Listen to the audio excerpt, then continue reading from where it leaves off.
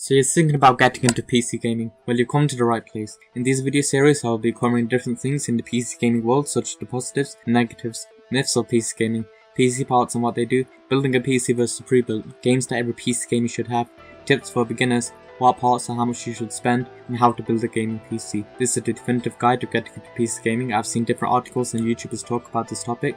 What I've done is summarize everything they've said and added more, so all of your questions will be answered and curiosity is put to rest. And all this just taking a little bit off your time. In part 1 of Getting Into PC Gaming, we covered the positives and negatives. In part 2, we covered the myths of PC gaming.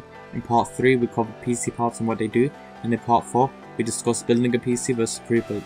In today's episode, we'll be going over the top 10 games that every PC gamer should have. Starting this list off is Counter-Strike Global Offensive, the daddy of first-person shooters. Having the biggest esports events in the world, a Twitch shooter that will teach you the giant difference in skill between PC gamers and console gamers, and it shows you how good you can really get at a game.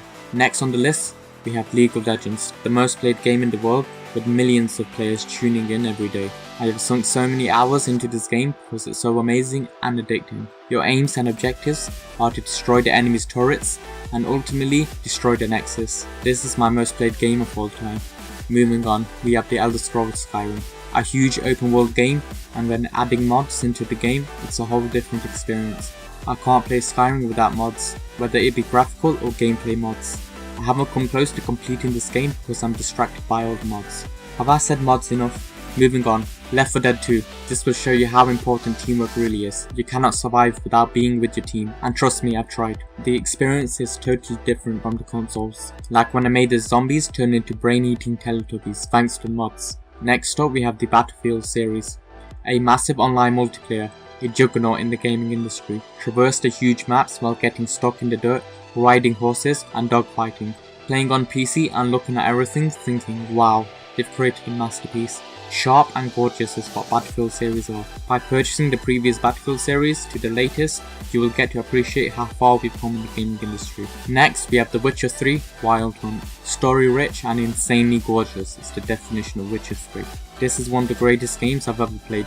So big and so much to do. Beautiful mods, and it's so much better than the console version because of the frame rate, graphics, mods, and the list goes on. I personally upgraded my graphics card so I can play this game maxed out, and boy was it worth it. Next is Grand Theft Auto 5.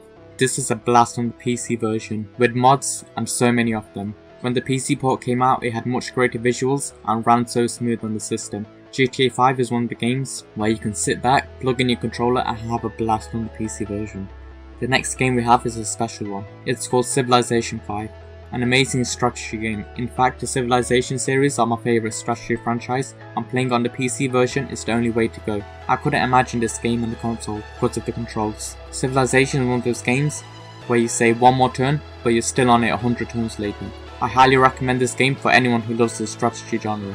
Crysis series. So we've talked about graphics on this list, and we can't talk about graphics without mentioning Crysis. When the first Crysis game came out, it took the most powerful PCs down to their knees, and still to this day, Crysis gives powerful machines a run for their money. An awesome franchise worth playing for the graphics alone. You play a guy named Prophet who wears a nanosuit capable of increasing his strength, speed, defense, and invisibility to inhuman levels.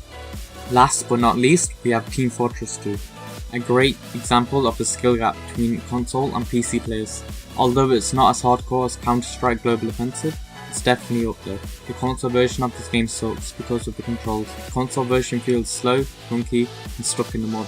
Team Fortress 2 is fun, free, cartoony, and doesn't take itself too seriously. So that's it for part 5, the top 10 games every PC game should have. I've covered some fantastic games, and it was a top 10 list, so I must have left out some awesome games. Be sure to let me know which games you would recommend to PC gamers. If you have a question on your mind about gaming PCs, then be sure to comment. In part 6 of Getting Into PC Gaming, we will be going over some key tips when you dive into the PC gaming world. If you can't wait for part 6, then I've already done a full blog post on it, and you can read everything I will be covering over there in the video series. Just go to techanime.com/ispcgaming for you, or check the link in the description below. And to be notified of my latest uploads, then subscribe and click the bell icon. For all things anime and gaming, go to techanime.com.